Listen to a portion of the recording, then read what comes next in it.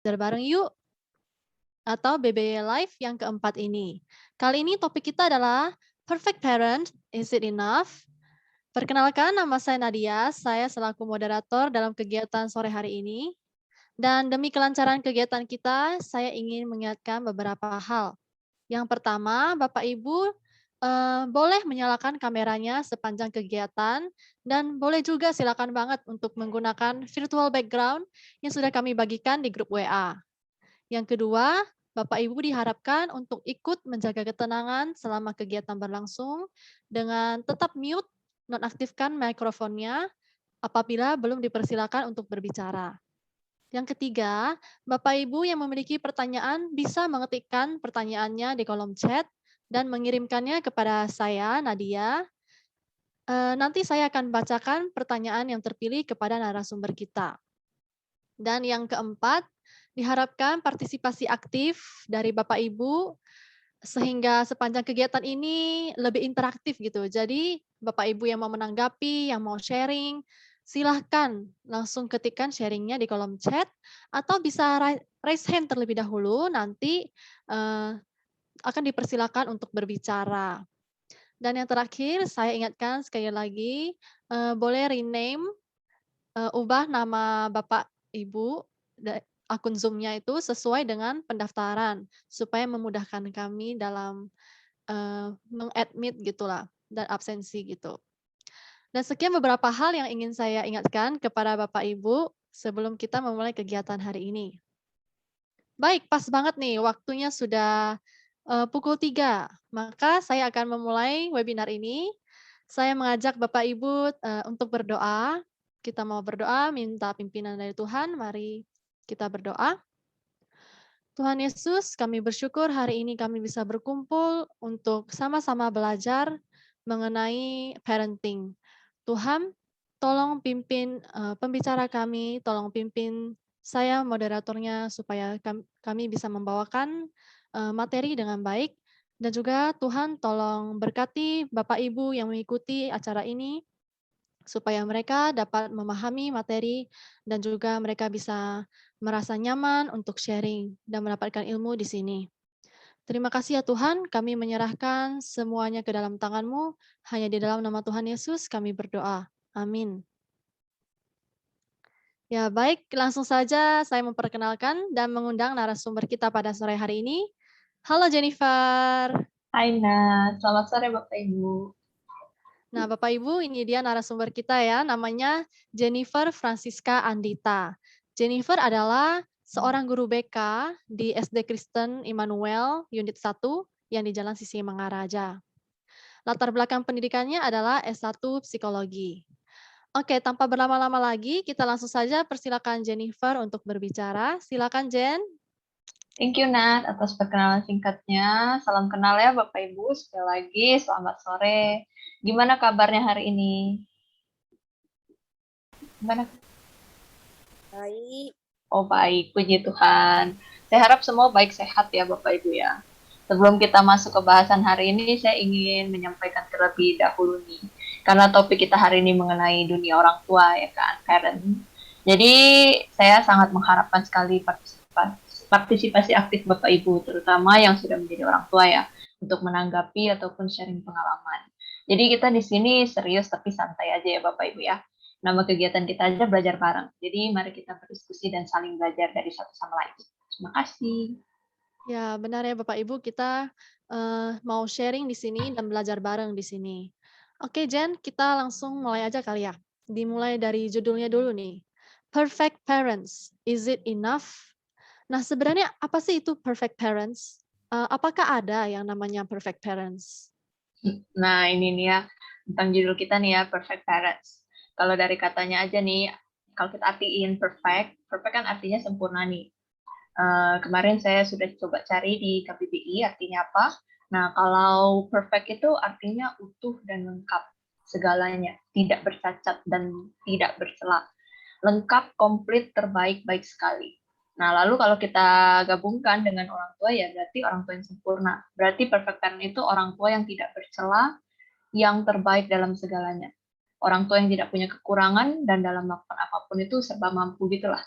Nah, jadi kalau kita dengar dari pengertiannya, perfect parents, nggak mungkin sih ada yang namanya perfect parents. Karena sebaik-baiknya orang tua, sehebat-hebatnya orang tua, nggak mungkin nggak punya kekurangan, atau kelemahan, atau nggak pernah melakukan kesalahan, itu nggak mungkin. Dan nggak cuma orang tua sih, sebenarnya natur kita sebagai manusia pun ya nggak ada yang sempurna. Kayak gitu. Ya, betul ya, begitu, menarik ya, karena nggak ada manusia yang sempurna, jadi nggak ada juga orang tua yang sempurna ya. Betul. Tapi Jen, saya pernah mendengar tentang orang tua yang perfeksionis. Nah, apakah itu termasuk perfect parents? Atau bedanya gimana ini? Nah, ini ya memang menarik ya, Nat ya. Betul, memang meskipun nggak ada yang namanya orang tua yang sempurna, tapi orang tua yang mengejar kesempurnaan itu banyak. Nah, orang tua yang mengejar kesempurnaan ini mungkin yang sering kita dengar sebagai orang tua yang perfeksionis. Dan kenapa orang tua bisa jadi perfeksionis, itu biasanya karena mereka sering melihat kiri kanan atau membandingkan diri maupun anak mereka ya dengan orang lain atau anak orang lain. Sehingga mereka punya satu harapan atau ekspektasi yang ideal, yang bahkan mungkin jadi tidak realistis untuk dilakukan pada kondisi mereka. Ataupun bisa juga nih, karena orang tua khawatir berlebih jika anaknya tidak unggul di banyak hal, maka akan kalah saing di luar sana, di masyarakat. Nah, orang tua yang perfeksionis ini juga kadang ya ada yang tidak sadar bahwa dirinya perfeksionis. Karena kayaknya perfeksionis atau mengejar kesempurnaan itu udah membudaya di sekitar kita. Oh, sudah membudaya gitu ya. Dan ternyata ada banyak hal ya yang bisa menyebabkan seseorang itu menjadi orang tua yang perfeksionis gitu ya. Betul. Contoh parents yang perfeksionis itu gimana sih, Jen? Adakah ciri-cirinya gitu? Orang tua yang perfeksionis ini biasanya ya pastinya pengen dong segala sesuatunya sesuai dengan standar atau ekspektasi dia ya, sesuai harapan gitu. Sulit menerima apabila ada hal yang tidak sesuai ekspektasi atau standarnya. Sebisa mungkin menjadi yang terbaik dalam segala hal.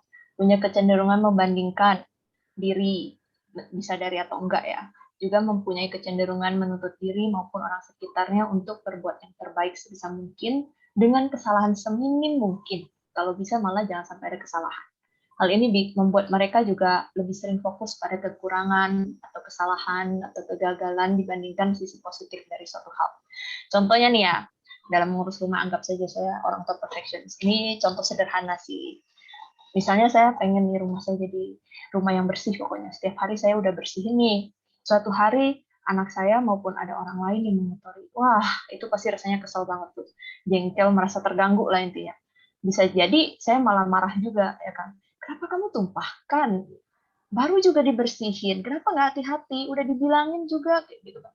Cepat bersihkan. Nah, kayak gitu-gitu. Atau misalnya lagi kumpul-kumpul orang tua nih, lalu ngobrol-ngobrol dong tentang anak masing-masing ya kan. Nah, terus ketika orang tua perfeksionis ini mendengar ada, oh kayaknya anak dia kok baik banget ya, kok anak dia lebih baik sih dari anak saya, kayak lebih pintar, lebih berprestasi, wah dia jadi orang tua keren banget ya bisa kasih anaknya ini itu kayak gitu. Nah, orang tua yang perfeksionis ini nih jadi cenderung nggak mau kalah. Dia cari info juga, cari cara gimana bisa menjadikan anaknya lebih baik atau mungkin sebaik anak orang yang dia temui itu, atau bisa juga dia malah ya ke dirinya sendiri pun dia berharap bisa jadi atau lebih baik dari orang tua tersebut kayak gitu kan. Dan ketika misalnya usaha yang dia keluarkan dalam mencari info atau memfasilitasi anak maupun dirinya sendiri berujung hasilnya tuh nggak sesuai ekspektasi lagi, nah itu dia bakal muncul lagi tuh mungkin kata-kata yang kayak nyalain anaknya, kenapa sih kamu cuma dapat segini, kamu nggak belajar sungguh-sungguh ya, kok remedial lagi sih, padahal mama udah kasih kamu les bagus-bagus loh, misalnya kayak gitu. Atau kenapa sih saya nggak bisa seperti itu, padahal saya udah usaha ini, usaha itu. Gitu. Nah, padahal sebenarnya mungkin kalau kita mau lihat benar-benar, usaha itu tuh tetap ada hasilnya, ada kemajuan yang dihasilkan. Tapi perfectionist parent ini kan pengennya yang perfect sesuai ekspektasinya. Jadi kalau ada kemajuan tapi masih belum sampai ekspektasinya ya itu bisa jadi mereka nggak lihat ada kemajuan itu kayak gitu. Dan yang pastinya ya itu ya orang tua yang perfectionist itu kalau ekspektasinya tidak terpenuhi maka biasanya akan memunculkan emosi-emosi negatif, tidak tenang, cemas, stres, kesal kayak gitu. Yang mungkin muncul juga dalam perilaku ya tadi marah gitu, bisa aja dihukum anaknya atau hukum diri sendiri kayak gitu. Oh, jadi orang tua yang perfeksionis itu punya ekspektasi yang tinggi dan jadinya menuntut ekspektasinya itu bisa dipenuhi gitu ya. Iya, dan Hmm, kalau nggak tapi terpenuhi pasti stres itu tadi. tapi Jen, bukannya wajar ya kalau semua orang tua itu punya ekspektasi tertentu gitu, punya standar tertentu? Nah, ini memang wajar sih ya.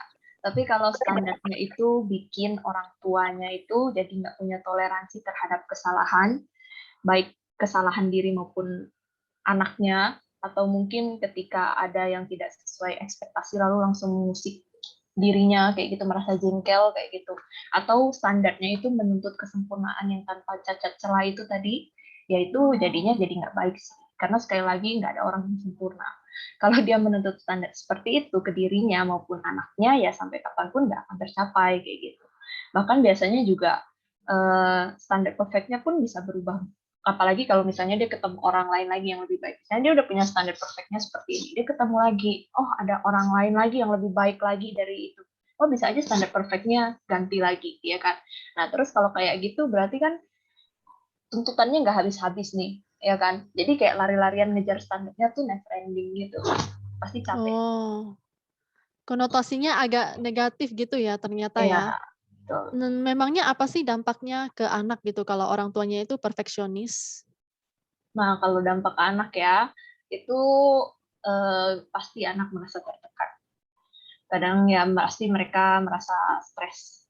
Bisa juga jadi insecure karena terbiasa dikritik, ya kan. Karena fokusnya tadi kan sekali lagi ke kesalahan-kesalahan kayak gitu kan. Nah, bahkan ada penelitian juga nih yang bilang anak yang punya orang tua perfeksionis itu lebih mungkin mengalami kecemasan, depresi, dan gangguan psikologis lainnya. Tapi Nat dan Bapak Ibu sekalian nih, selain Mhm. kau anak, sebenarnya dampak negatif juga dirasakan oleh orang tua perfeksionis itu sendiri. Baik dia sadari atau enggak ya, sekali lagi. Oh, gimana tuh Jen kalau dampaknya ke orang tua? Kalau kasus orang tua nih ya, kan orang tua ini perfeksionis nih, ya kan. Mhm. Kemungkinan besar dia juga perfeksionis ke dirinya sendiri kan. Nah, kalau yang tadi saya bilang kan anak merasa tertekan karena dia berada di pihak yang ditekan oleh orang tua perfeksionis. Tapi kalau kasusnya orang tua yang perfeksionis ini dia pihak yang menekan sekaligus ditekan. Jadi ganda gitu loh efeknya. Jadi dia merasakan apa yang anaknya rasakan, tapi dia juga di sisi lain ketika dia jadi pihak yang menekan, dia pun akan mengalami dampak negatif seperti misalnya sulit menikmati perannya atau hidupnya karena dipenuhi dengan perasaan ketidakpuasan, ya kan? Karena bahwa tidak, dia merasa tuh nggak ada yang bisa memenuhi standarnya. Bahkan mungkin sering juga kecewa dengan dirinya sendiri ketika dia gagal memenuhi ekspektasinya sendiri kayak gitu. Jadi sebenarnya intinya ya, mau ke orang tua mau ke anak, ketika mereka berada dalam situasi mengejar kesempurnaan ini, perfeksionis ini, ya lama-kelamaan dua belah pihak pun akan mengalami kelelahan fisik, mental maupun emosional. Kayak gitu. Malah bisa juga jadi berdampak buruk kali ya ke hubungan orang tua dan anak. Bisa juga itu, karena sama-sama kelelahan itu tadi ya, sama-sama stres, saling menuntut dan dituntut. Kayak gitu. Jadi mungkin ini dilema atau kendala bagi orang tua yang perfeksionis gitu ya. Antara mau memacu anak menjadi lebih baik, tapi juga nggak boleh terlalu menuntut. Iya, Nah mungkin, Bapak Ibu ada yang mau sharing atau menanggapi tentang orang tua yang perfeksionis ini? Atau mungkin ada yang pernah merasakan kendala atau dilema seperti itu? Boleh silakan tuliskan di kolom chat atau raise hand, angkat tangan supaya saya bisa persilahkan untuk bicara. Ya, kita mau dengar juga nih ya cerita real life-nya menjadi orang tua tuh bagaimana gitu ya, Jen, ya? iya betul dan jelas ya. Sehari-harinya. Tadi kan nggak ada perfect parent, jadi sharing seandainya kita memang terlanjur menjadi parent pun perfectionist parent pun sebenarnya nggak apa-apa kita sharing berbagi pengalaman karena kita di sini kan memang mau belajar gimana kalau kita udah terlanjur ya kita harus gimana. Oke. Atau kalau belum ada yang mau share, saya ada sih video mau nonton dulu gitu. Oh, boleh boleh boleh. Sepertinya belum ada yang raise hand juga. Silakan Jen, Oh, videonya. oke oke. Saya matikan kamera sebentar ya.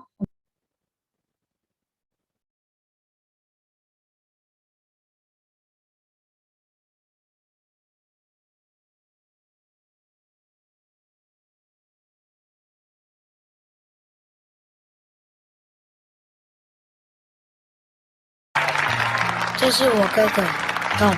对了，我们就是 Tom and Jerry。哥哥最厉害的就是 blogging。可是你看妈妈的表情，你就知道妈妈并不是很欣赏哥哥的才华。哥，没想到你 blogging 还这么厉害。什么厉害？什么 blogging？写一些乱七八糟的文章就这么厉害？学校里的作文就没这么厉害？哥，上课华文作文拿65分呢，65分很厉害吗？以前我在学校的作文至少都是85分，唐诗300首，你会几首？你妈妈我是作文杂志的编辑，你华文水准那么差，真的丢尽我的脸。我想我就不会摆这个乌龙了。没有想到你现在变得这么坏啊！真的是越来越顽皮。你竟然花了不满的钱去买黄梨，还给人家吃黄梨，还带人家去 clinic， 你真的是很坏啊！我是找不到你，你还顶嘴，那怎么办？你自己说。卖卖啦，也阁是囡仔啦。妈的，我咧教囝，你使卖管无？你咧干咩？你人是咧骂伊呢？其实哦，伊会想着讲去买旺来，食旺来，去带人看老君，真熬了呢。你们做父母啊，要看他好的一面，不要只看他坏的一面。一姐帮我，无通知刚刚就家己买旺来，食旺来哈。这个还有什么好的一面哈？他妈都要会死你！我咧教囝，你也使卖惨哦。好啦，拢我唔对啦，计你对啦，走，我们上楼去。哎，等一下，我还没有教完呢哈，你去来看下面去。我啊吼，我唔知用什么话甲你讲啊，你才听有啊。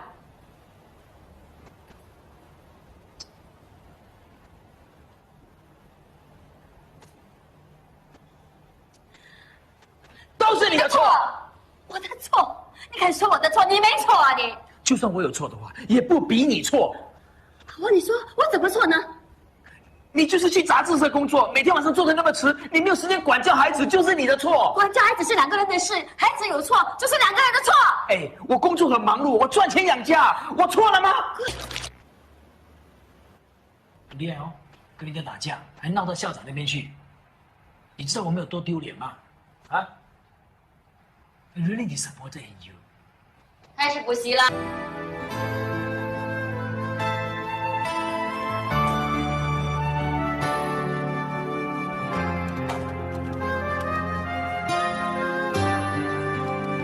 What do you mean you don't have the PowerPoint? I don't have a backup copy. What are we going to do? The client is coming in half an hour's time. How can you be so careless and irresponsible? I'm going to hold you personally responsible, you know, for if you lose this client. Yes. Oh, hello, Mr. Lim. How are you? Oh, yes. Well, regarding the presentation, 什么事？爸，我修好了。修好了。一定是你拿去玩，对不对？要把它弄坏了，现在赶快修好给我。啊，你讲过多少次不要动我的东西，为什么你不会听啊？哎，你不要读书吗？啊？我什么我？您逃课了，对不对？上课比较重要，赶快去。哎，老板，laptop OK。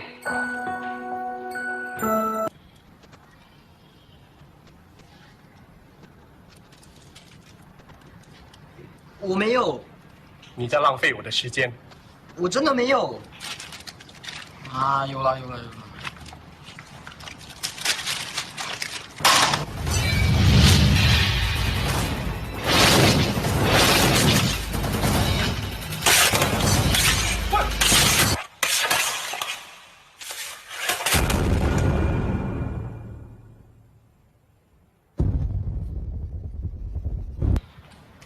真是无法无天的，竟买这种东西来学校。吴老师，你不要大惊小怪啦！你不要跟我说，你从来没有看过这种东西啊！你说什么？你再说一次，这是无可救药的。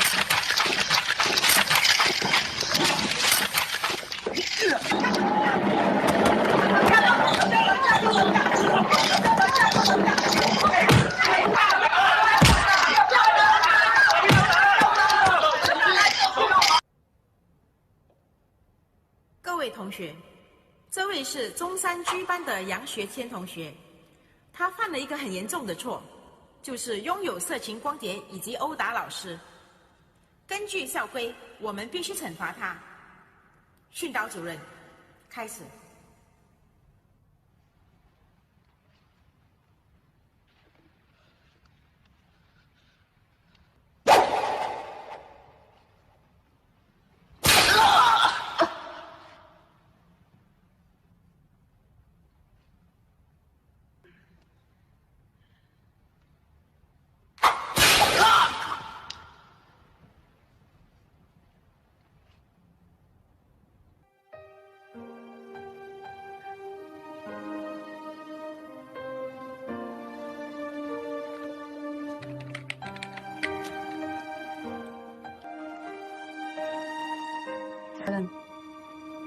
你负责的杂志在新加坡是最卖的。我的孩子快要杀人了。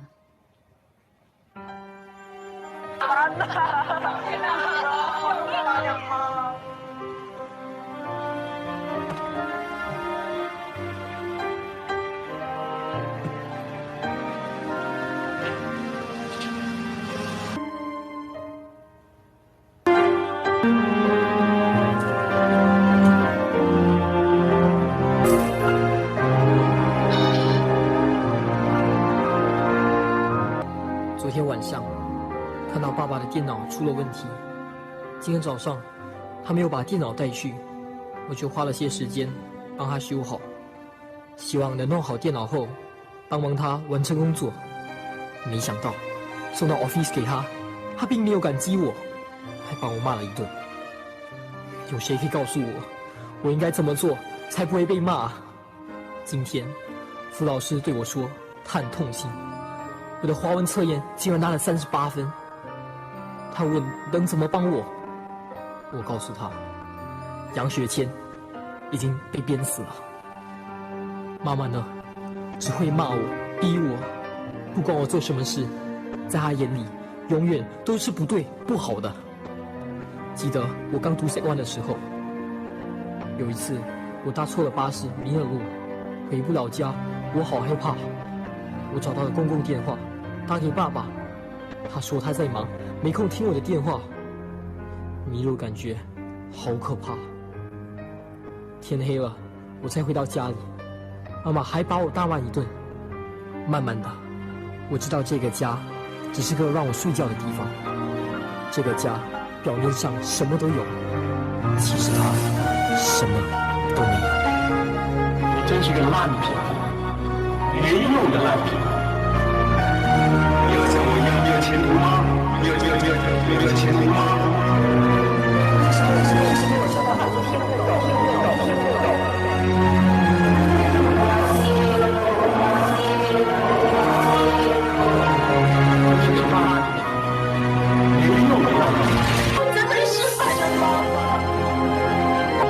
你们懂这个是什么字呢 ？Father and mother, I love you。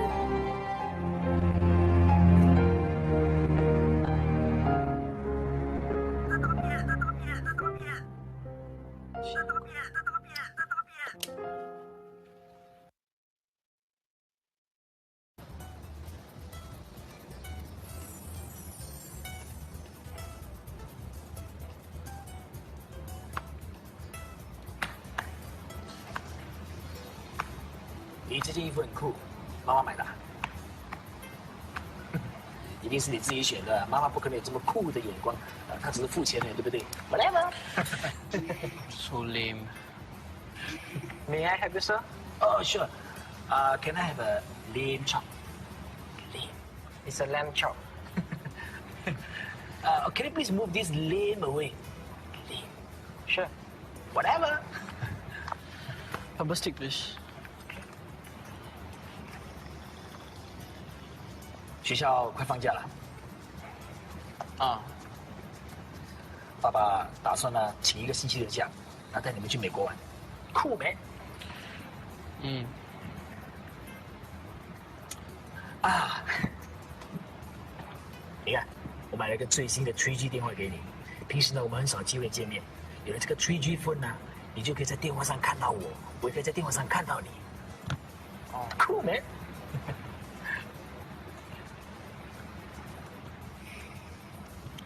不过有了这个电话之后呢，并不表示呢你就可以苏克的 SMS， 还有尽量减少打电话给你那些猪朋狗友。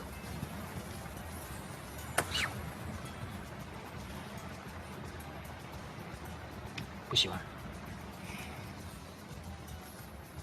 平时呢，你怪爸爸呢没有时间陪你。今天晚上呢，特别带你来这个餐馆跟你一起吃饭，还送你一个这么酷的3G 手机。你今天晚上你给我什么颜色？你看，还有。你除了跟我咿之外，你还有没有别的话可以跟我说的 ？So lame. You lame.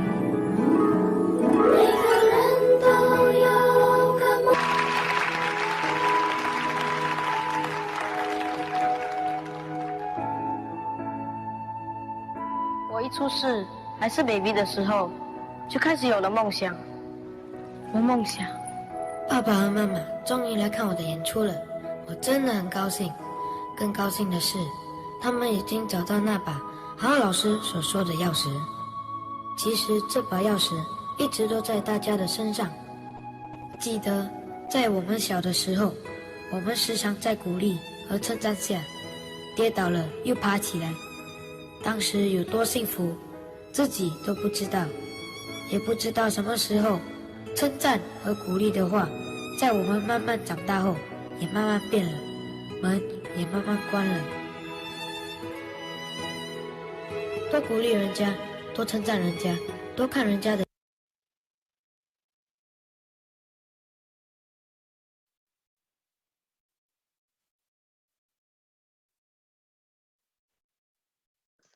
Wah, Jen,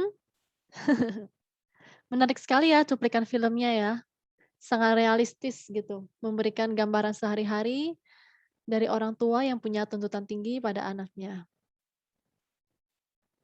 Ya, kita sambil menunggu narasumber kita kembali ya. Tuh judul filmnya I'm Not Stupid yang kedua, I'm Not Stupid 2. Boleh nanti Bapak Ibu mungkin mau nonton lanjutannya, silakan di rumah masing-masing ya. Atau mau nonton lengkapnya ya. Oh ya, tadi itu memang kadang terlihat ada perpindahan scene yang nggak smooth ya, karena itu editan di-cut supaya lebih singkat aja, menunjukkan hal-hal yang mungkin relevan mau kita bahas sih. Jadi dari video tadi sebenarnya kita bisa lihat sih sedikit gambaran tentang orang tua yang perfeksionis sekaligus mungkin nampak otoriter juga kali ya. Nah, jadi ketika anaknya nggak melakukan sesuatu yang sesuai harapan mereka, ya akan dimarahi atau dikritik, bahkan dibanding-bandingkan, ya kan? Lalu kita juga bisa sedikit melihat dampak negatif bagi orang tua yang perfeksionis itu. Mereka merasa tertekan, kan, aduh kenapa anak saya nakal, dan lain sebagainya. Padahal dia juga dalam kehidupan pun nggak cuma ada masalah di rumah, tapi dalam pekerjaan pun kemungkinan besar ada tekanan-tekanan lain. Dan jadi ketika itu dibarengin sama sifat perfeksionis ya bakal menekan banget ya kan dari sisi orang tua maupun anak. Nah terus yang tadi Nadia ada bilang juga tentang merusak hubungan antara orang tua dan anak. Nah ya karena orang tua perfeksionis kan lebih banyak menuntut ya, jarang menunjukkan, nggak diimbangi dengan kasih sayang atau perhatian tadi. Nah, makanya jadi nggak hangat keluarganya, akhirnya hubungan orang tua dan anaknya pun ya renggang gitu. Nah, tapi di sisi lain kita juga bisa lihat ketika orang tuanya mau berubah dan minta maaf, ada anak yang memang bisa langsung terima tadi kan, yang bungsu. Nah, tapi ada juga yang abangnya tadi itu mungkin ketika papanya mencoba dekatin, nggak langsung berhasil. Nah, tapi kan kita bisa lihat juga kalau orang tuanya ya mungkin masih ada sifat perfeksionisnya, nggak bisa langsung 100% langsung hilangin ya kan.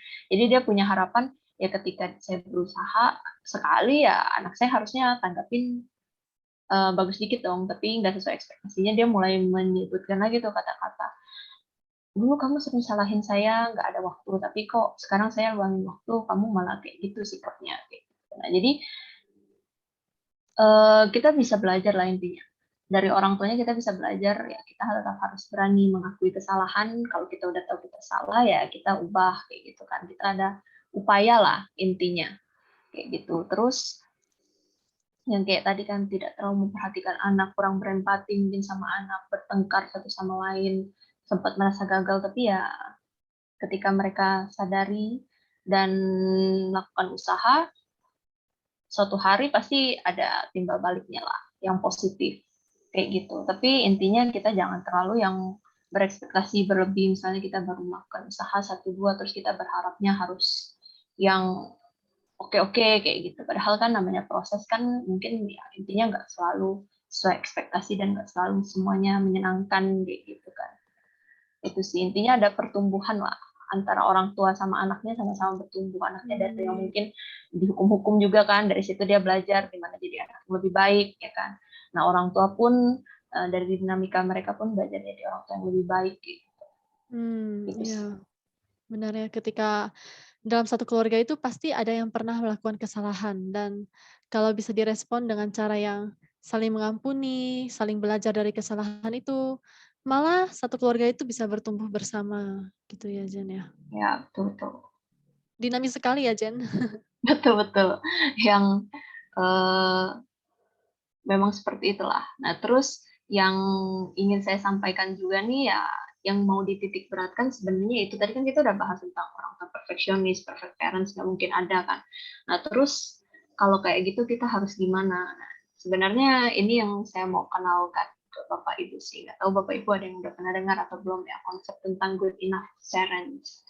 Jadi ketika kita bahas tadi perfect parent, perfect parent nggak ada dan nggak mungkin pernah ada. Jadi daripada kita mikir kita mau jadi perfect parents, lebih baik kita mikir kita jadi good enough parent aja. Kayak gitu. Oh, good enough parent ya, Jen. Supaya kita bisa lebih enjoy lah. Dan bertumbuh. Oke. Kalau good enough parent ini apa nih, Jen? Konsepnya tuh kayak gimana?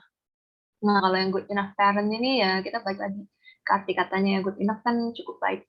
Orang tua yang cukup baik. Nah, kenapa cukup baik itu tadi saya bilang lebih baik daripada perfect parents? Karena ya seperti yang kita tahu lah, segala hal yang terlalu kekurangan maupun yang berlebihan itu nggak baik. Jadi cukup itulah yang sebenarnya menurut saya ya itu pilihan terbaik lah. Nah, terus good enough atau cukup baik yang saya maksud ini bukan berarti jadi orang tua yang seadanya loh ya, lalu pasrah atau bahkan mungkin mencari 1001 alasan untuk berada di zona nyamannya. Karena saya cukup baik ya segini cukup. Nah, bukan kayak gitu ya, bukan yang kurang motivasi untuk belajar kayak gitu, bukan yang seperti itu.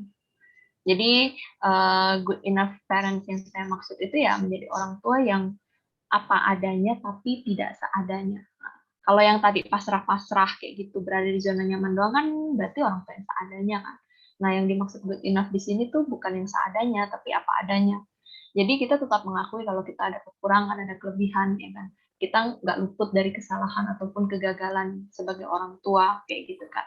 Dan ini bukan hal yang perlu disembunyikan dari anak atau bukan hal yang memalukan lah, intinya harus kita sangkal kayak gitu. Nah, kenapa? Karena dari kesalahan, kegagalan, keterbatasan kita pun ya anak-anak bisa melihat ya kan, mereka bisa belajar banyak hal.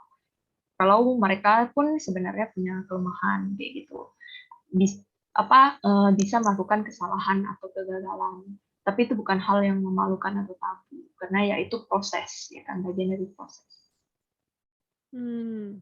Jadi menunjukkan kalau orang tua itu juga manusia, orang tua juga manusia gitu ya. Bisa betul. Iya, tapi tidak berarti orang tua itu bisa seenaknya atau pasrah dengan kondisi gitu ya, Jen? Iya, betul. Tadi kan kalau misalnya anaknya terlibat masalah atau berperilaku yang nakal, orang tua marah ya mungkin wajar kali ya, manusiawi lah intinya kayak gitu kan. Tapi ya gimana ketika marah kita nggak berlebihan kayak gitu. Dan saya jadi ingat tuh mini survei kita pun, kan saya ada melakukan mini survei waktu di pendaftaran kita itu kan. Nah, ada beberapa orang tuh yang bilang kalau dirinya suka emosi. Sebenarnya itu hal yang wajar yang tadi saya bilang kan, karena orang tua pun manusia yang terbatas, bisa lelah, bisa emosi. Apalagi ketika ada tekanan masalah di pekerjaan misalnya, terus di rumah ketemu lagi masalah lain. Waktu lelah ya mungkin emosi jadi lebih nggak stabil kayak gitu kan. Nah, tapi nggak cukup sebenarnya kita berhenti di situ ketika ya orang tua pun harus menunjukkan gimana caranya mengatasi kondisi itu ya kan. Misalnya kalau lelah ya harus istirahat kayak gitu kan. Kalau bingung ya nggak apa-apa, kita bisa coba tetap belajar cari solusinya gimana. Kalau sedih ya intinya sedih boleh, tapi gimana kita mengontrol supaya sedihnya nggak berlarut-larut kayak gitu. Kalau marah ya nggak masalah juga, berikan pengertian kenapa marah. Itu lebih penting daripada perilaku marahnya itu sendiri sebenarnya. Dan jelas ya tadi ya, bukan berarti kita boleh di zona nyaman, marah boleh akhirnya ya udah marah terus misalnya kayak gitu, itu juga enggak ya. Berlebihan intinya nggak baik lah. Yang penting tidak seadanya, tapi ada usaha yang dilakukan setelahnya gitu ya, Jen ya. Menunjukkan apa adanya lah. Ketika dia merasakan apa ya, bukan merasakan apa, tunjukkan nggak masalah. Nggak harus yang kita faking good di depan anak, itu nggak perlu sih. Iya. Iya, betul ya. Nggak kayak orang pacaran gitu kan kadang-kadang faking good gitu ya. Tapi Iya. kalau jadi orang tua nggak perlu kayak gitu ya. Iya, nggak perlu karena kan namanya manusia ya. Faking pun Apalagi ujung-ujung iya, tinggal serumah lagi kan. Gimana? Iya. Nah, betul. Kalau selain itu good enough parents itu seperti apa lagi ya, Jen? Nah, yang kedua nih ya, orang tua yang good enough itu tuh punya ruang untuk kesalahan. Ini penting banget ya, dan mampu untuk mengampuni diri sendiri maupun anak mereka ketika mereka berbuat salah. Kenapa? Karena mereka tahu bahwa kesalahan atau kegagalan itu adalah kesempatan untuk mereka jadi lebih baik dan lebih kuat. Bahwa kesalahan dan kegagalan itu adalah satu proses belajar yang nggak mungkin dihilangkan. Ya kan? Jadi ketika anak berbuat salah, mereka tidak langsung dihakimi atau dimarahi. Begitu juga ketika orang tua berbuat salah, bukan malah mengeluarkan yang tadi itu ya 1001 alasan itu. Nah, tapi ya kita akui kesalahan kita, ya kan. Kita pertama harus sadari kesalahan kita dan kita mengakui. Itu tahap pertama yang penting. Nah, habis itu ya kita minta maaf. Dan setelah minta maaf pun jangan berhenti di situ aja kayak gitu. Masih ada lanjutannya ya. Kita harus ya tadi itu berusaha gimana memperbaiki kesalahan, memperbaiki supaya lebih baik lah intinya. Kayak gitu. Minta maaf pun jangan gengsi. Iya. Jadi maksudnya tuh kalau yang dari video yang tadi yang cuplikan film itu, contohnya kan orang tuanya bilang nggak boleh main HP ketika makan. Namun ternyata orang tuanya itu sendiri melakukan itu gitu. Lalu sampai mengeluarkan banyak alasan lah, ada proyek penting, urusan kerja dan lain-lain. Dan ternyata ya bukan itu gitu ya.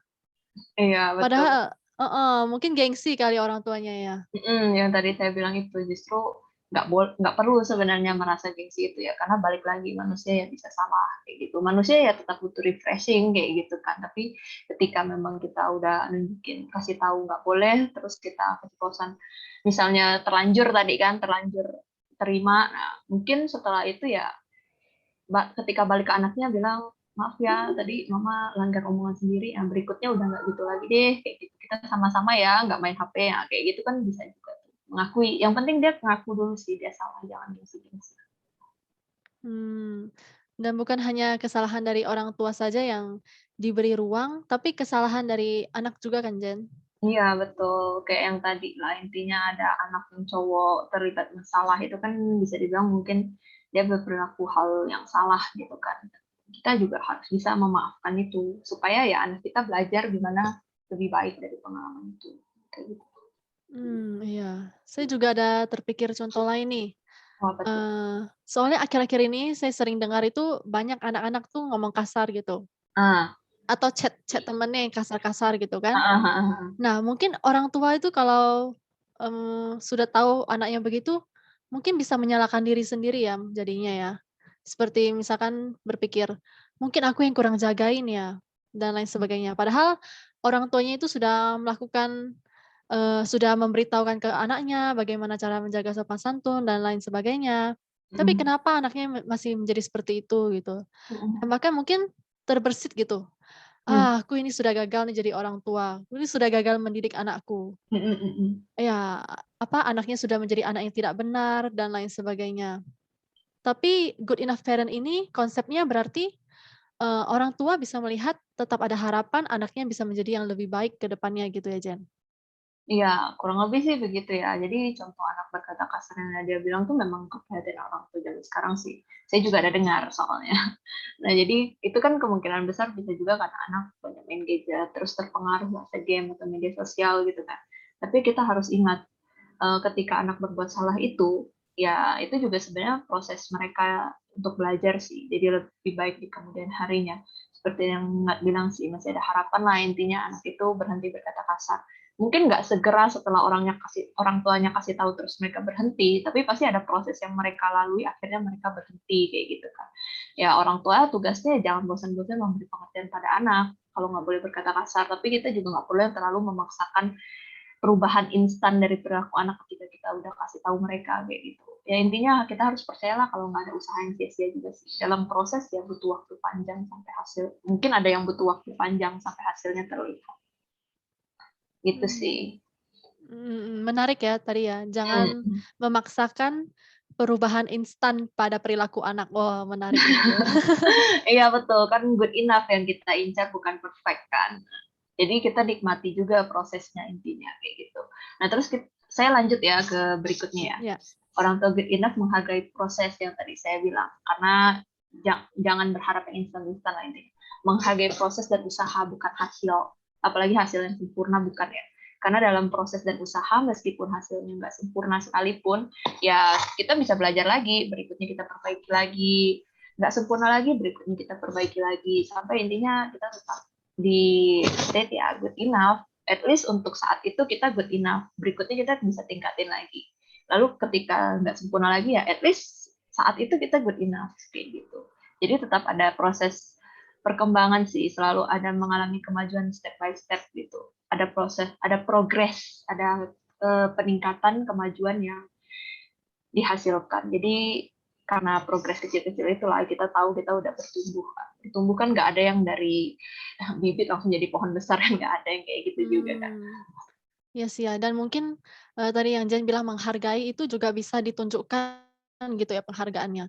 Bisa nggak sih Jen contohnya kayak gini, misalnya dulu anak ini nih nggak pernah mau cuci piring, tiba-tiba dia cuci piring.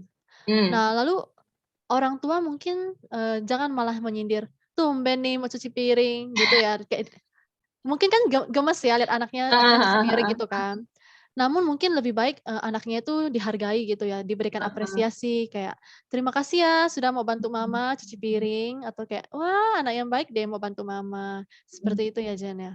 Iya, betul-betul. Nah, masalah sindir-menyindir tuh sebenarnya tergantung budaya juga tuh. Kalau memang orang tuanya sering menyindir, mau apresiasi kalimat sebaik apapun, bisa aja konotasinya anak terimanya jadi menyindir kayak gitu. Nah, kalau udah terlanjur gitu ya kita harus mulai mengubah juga kayak cara kita bercanda, cara kita bicara mungkin ketika mengapresiasi ya harus dibedakan sama ketika kita bercanda lah intinya kayak gitu yang serius dan Iya. bercanda. Supaya anak nangkapnya nggak salah lah intinya. Iya benar banget, apalagi anak-anak itu kan beda ya dengan kita orang dewasa ya. Mungkin kita orang dewasa udah ngerti nih, oh nyindir-nyindir itu hanya bercanda gitu. Tapi kalau anak-anak itu mereka bisa nganggapnya serius gitu ya. Betul. Tapi selama kita meyakinkan anak kita tahu kalau kita bercanda ya nggak apa-apa, bercanda kayak gitu pun sebenarnya nggak masalah.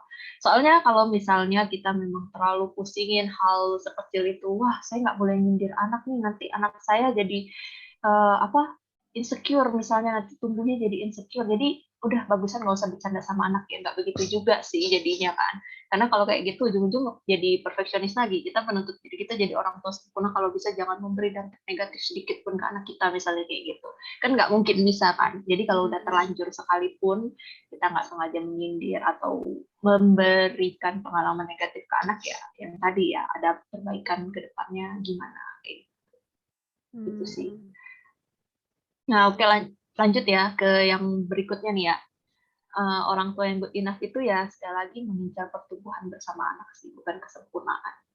Jadi seperti orang tua misalnya mengubah pola pikirnya kayak gitu. Ya selama ini mungkin dia mikir ya, jadi anak tuh ya harus dengar orang tua kayak gitu kan.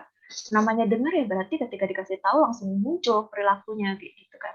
Nah, bukan yang seperti itu sih, bukan yang menuntut anak untuk baik yang baik-baik aja, tapi ya intinya berkembang bersama lah sama anak, bukan yang anak berkembang sendiri atau orang tua berkembang sendiri enggak sih. Berkembang bersama ya.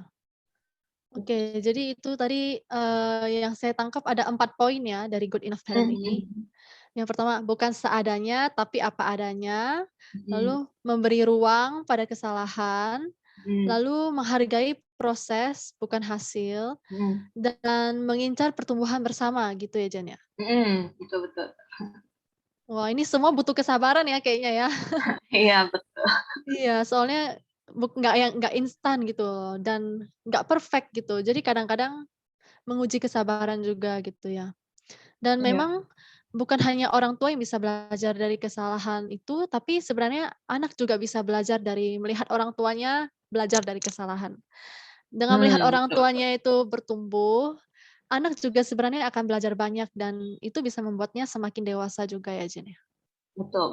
Ya kita boleh flashback juga lah. Mungkin pengalaman kita pun kita bisa jadi sekarang saat ini yang kita rasa kita udah cukup dewasa dibandingkan anak kita pun dulu kita melalui proses-proses yang mungkin nggak menyenangkan juga gitu kan. Nah jadi ya intinya kita jangan mikir karena kita udah tahu oh kalau ada proses kayak gini tuh jadinya menyakitkan terus kita nggak mau anak kita kayak gitu, jadi kita menuntut anak kita harus lebih baik dari kita saat umur kita segitu. Ya enggak juga sih, karena ya masing-masing orang punya prosesnya kayak gitu, termasuk anak kita punya prosesnya sendiri untuk jadi dewasa gimana, kita punya proses kita sendiri untuk jadi dewasa gimana gitu. Ya, bertumbuh bersama ya, Jen ya? Mhm. Ya. Oke, kalau menurut Bapak Ibu bagaimana nih? Apa mungkin ada Bapak Ibu yang mau menanggapi, mau sharing, ataupun bertanya? Sekarang, kita mau sambil mulai sesi tanya jawabnya lah ya, Jen ya? Betul betul. Ya, jadi silakan Bapak Ibu yang punya pertanyaan, silakan tulis di kolom chat atau, raise hand, boleh angkat tangan, nanti saya, persilakan untuk berbicara. Atau ada yang mau sharing juga boleh banget. Nat kayaknya ada tuh di chat. 1. Oh iya. Oke, ada yang bertanya, seandainya bukan orang tua yang perfeksionis, tetapi hanya menetapkan suatu standar untuk anak. Misalnya, nilai ujian nggak boleh di bawah KKM, supaya anak juga jadinya nggak malas belajar. Apakah ini juga akan dianggap sebagai orang tua yang perfeksionis? Enggak, belum tentu juga sih. Maksudnya kita menetapkan standar kan. Nah, seandainya anak kita nggak mencapai standarnya ini, apa yang kita lakukan dulu nih? Kalau kita langsung mengkritik, marah misalnya kayak gitu, ya bisa jadi kita jadi perfeksionis. Tapi kalau seandainya nih, kita udah menetapkan standar, nah minimal KKM deh gitu kan. Nah, lalu anaknya kita lihat sebenarnya yang lebih penting tuh prosesnya sih. Ketika kita netapin standarnya itu, kita ada lihat nggak, kita dampingi dia nggak selama prosesnya. Kita lihat nggak anak kita memang ada belajar kayak gitu.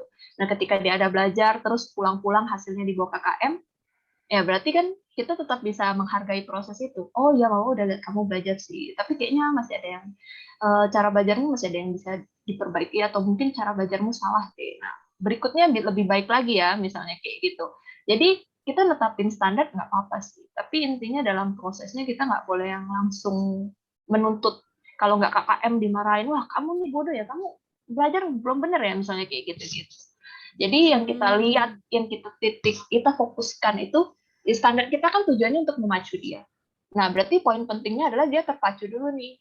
Misalnya sebelumnya dia nggak ada minat belajar sama sekali, kita netapin standar, akhirnya setidaknya dia mulai buka buku kayak gitu. Itu progres kan. Progres kecil kan. Yang sebenarnya itu boleh kita encourage lagi kayak gitu. Berikutnya misalnya dia nilainya dari 60 naik jadi 65, nambah 5 poin pun meskipun belum sampai standar yang kita ajukan di awal, ya nggak apa-apa, kita encourage lagi, karena ya itu, prosesnya lebih penting daripada hasilnya itu tadi. Tujuan kita apa, motif kita apa, ya itu yang kita lihat lagi. Jangan sampai kita jadi salah fokus sih. Kayak kita didik anak juga kurang lebih ya. Kayak kita sebenarnya niatnya, tujuannya kita galak sama dia itu biar dia disiplin, kayak gitu kan. Nah, tapi ujung-ujung kita lupa tujuan kita disiplin sebenarnya bisa aja ditempuh oleh cara lain kayak gitu. Akhirnya lebih fokusnya ke galakin baru mempan, kayak gitu. Padahal bisa aja enggak kayak gitu. Jadi sebenarnya ya kalau yang saya tangkap kita perlu ada fleksibilitas juga sih dalam melihat satu hal. Kita perlu juga melihat satu hal itu dari beberapa sudut pandang anak kayak gitu. Karena mungkin bagi kita ini tuh gampang, kamu dapat KKM tuh harusnya gampang kalau kamu belajar kayak gini-gini. Tapi anak kita bukan kita kan. Level kognitif anak kita bukan sama kayak kita. Pokoknya intinya anak kita beda lah, pribadi yang berbeda sama kita. Cara dia memproses, ya kan, apa yang terjadi dalam dirinya, kita kan nggak bisa benar-benar sepenuhnya tahu 100% juga kayak gitu. Jadi ketika kita lihat ada perubahan, sebenarnya itu boleh lah diapresiasi. Kalau menurut saya sih begitu. Jadi nggak masalah, tetapin standar nggak masalah kayak gitu. Tapi prosesnya lebih penting supaya kita nggak jadi orang tua perfeksionis itu tadi. Ya. Bagaimana Bu? Apakah sudah jelas? Ya, sambil kita membacakan pertanyaan yang lain ya. Ada yang bertanya nih, Jen. Selamat sore, Bu. Bagaimana mengetahui dan cara mengobati rasa luka batin dari anak? Kayaknya sebelum itu ada lagi deh. Kayaknya setelah yang... Oh ya, sebelum itu ada. Bagaimana cara membuat anak fokus dalam belajar? Terkadang anak selalu nggak fokus. Dan cara mengatasi insecure yang berlebihan karena anak akan tatap muka. Jadi orang tua ini worry anak nggak bisa Khawatir. ikutan dalam belajar di sekolah. Heeh. Ya, bagaimana tuh, Jen? Oh, masih ada. Anak saya kesulitan dalam berbahasa Indonesia, dan kadang masih harus dibantu saya untuk translate ke Indonesia. Jadi, Oh, kekhawatiran yang Pak, oh nggak ada namanya ya? Oke. boleh Kekhawatirannya, boleh di rename juga mungkin, jangan lupa ya. iya boleh di rename loh. Heeh. Oh ya ya. Ini saya jawab sambil baca lagi ya supaya nggak salah cerna ya. Ya, Kan dia bilang silakan nih Jennifer. bagaimana cara membuat anak fokus belajar karena terkadang selalu nggak fokus kayak gitu kan. Nah intinya saya ulangi lagi ya, kalau perfeksionis itu ya kita boleh mengharapkan sesuatu, tapi prosesnya itu lebih penting. Jadi ketika kita pengen anak kita fokus belajar ya kita harus lihat prosesnya. Pokoknya intinya sebelum kita menuntut sesuatu, kita juga kalau bisa kita aware sama apa yang dilakukan anak kita kayak gitu kan. Supaya ketika kita menuntut sesuatu itu ya memang dalam ranah yang sesuai lah sama dia gitu kan, cocok lah, dan itu bisa memacu dia untuk bertumbuh kayak gitu kan. Dan ya bisa juga dengan apa sih namanya, ditemani tadi kan, misalnya bertumbuh bersama, jelas kan, misalnya orang tua selama ini sibuk kerja, dia pengen anaknya fokus belajar, ya mungkin boleh lah diluangin waktu, ya orang tuanya bertumbuhnya gimana, ya bertumbuh dari yang sebelumnya nggak pernah luangin waktu buat anak, sekarang kita luangin waktu gimana supaya temenin anak, nah fokus tuh gini loh, nah, mencontohin kayak gitu. Jadi lebih ke gimana kita pendekatan ke anak juga sih. Anak nggak fokus kan pasti karena ada sesuatu dan lain hal juga kan. Nah, bisa juga kita dari cari tahu itu dulu kayak gitu. Jadi kita nggak nuntut dia untuk fokus dong, enggak. Tapi kita proses kita jalan dulu, cari tahu dulu kayak gitu kan. Cari taunya mungkin nggak yang dalam satu hari kita bisa langsung tahu kayak gitu kan anak kita kenapa. Karena dalam cari tahu pun kita perlu amati. Kita mungkin punya apa sih kayak hipotesis dulu. Oh bisa jadi anak saya ini gara-gara HP. Kita amati benar nggak hipotesis kita nih, anak saya nggak fokus karena HP. Kalau salah ya berarti kan kita harus observasi lagi, kita harus lihat lagi, kita harus tanya juga ke anak. Jadi lebih ke proses sih. Lalu mengatasi insecure atau takut berlebih karena anak akan tatap muka, anak nggak bisa ikut belajar di sekolah karena kendala bahasa kayak gitu kan. Nah, yang jelas yang bisa kita lakukan sebagai good enough parents ya selama di rumah kita tetap ajari dia kayak gitu. Ketika misalnya dia sampai ke sekolah dia mengalami kesulitan, ya wajar, ya kan? Maksudnya itu proses belajarnya dia. Kita nggak perlu khawatir berlebih. Ketika dia kesulitan di sekolah, dia pulang lagi kita tanya, gimana hari ini sekolahnya? Kesulitan apa? Kamu kesulitan di bagian mana? Di rumah kita coba lagi, review lagi, kita lihat lagi. Setidaknya berikutnya untuk hal ini anak kita udah tahu dia harus mesti gimana atau dia harus melakukan apa kayak gitu. Karena kekhawatiran doang tanpa disertai dengan usaha untuk jadi lebih baiknya itu pun jadi apa sih, nggak ada hasilnya lah intinya kayak gitu. Jadi daripada kita fokusnya, aduh gimana dia nggak bisa ikutin, daripada fokusnya ke hal itu ya, kita lebih baik fokusnya ya memastikan kita benar-benar lihat realnya seperti apa kayak gitu. Karena hal-hal yang kekhawatiran ya kan itu kan semua hal-hal yang sebenarnya belum tentu terjadi, baru kemungkinan kan. Daripada kita terlalu terjebak dalam kemungkinan-kemungkinan yang kayak gitu ya, kita lihat realnya seperti apa, kita analisa, kita lihat gimana kita bisa melakukan yang terbaik untuk kondisi itu, untuk saat itu kayak gitu. Jadi melihat kebutuhan anak di saat itu gitu ya, Jan ya? Dan ya tadi ya progresnya pelan-pelan nggak apa-apa. Karena kesulitan itu pun salah satu proses yang mungkin harus dia lalui. Untuk berikutnya di masa depan dia ingat-ingat lagi, oh iya dulu saya pernah kesulitan di bagian ini, berasa banget. Oh tapi nggak apa-apa, mama saya ada temenin kayak gitu. Jadi mungkin ketika di kemudian hari dia mengalami kesulitan itu pun nggak masalah, dia berani untuk mencoba. Meskipun mungkin dia ada kendala bahasa, dia berani misalnya untuk tampil dulu lah intinya, karena ya kalau ada kesalahan ada apa ya dia bisa perbaiki lagi kok, masih ada kesempatan untuk jadi lebih baik di kemudian harinya kayak gitu. Nggak perlu yang benar-benar takut, nggak boleh gagal sama sekali, nggak boleh ada kesulitan sama sekali gitu. Oke. Bagaimana Bapak Ibu Bapak atau Ibu yang bertanya, apakah sudah jelas? Ada satu yang pertama bilang jelas. Tadi Oke, saya yang baca. pertama bilang jelas. Yang Iya. kedua belum balas lagi. Nah, boleh lanjut. Iya, kayaknya tadi Pak Oto Jaya ada angkat tangan ya? Ada tanya juga nih dia di chat. Ada tanya juga, mungkin dibacakan kali ya. Bentar.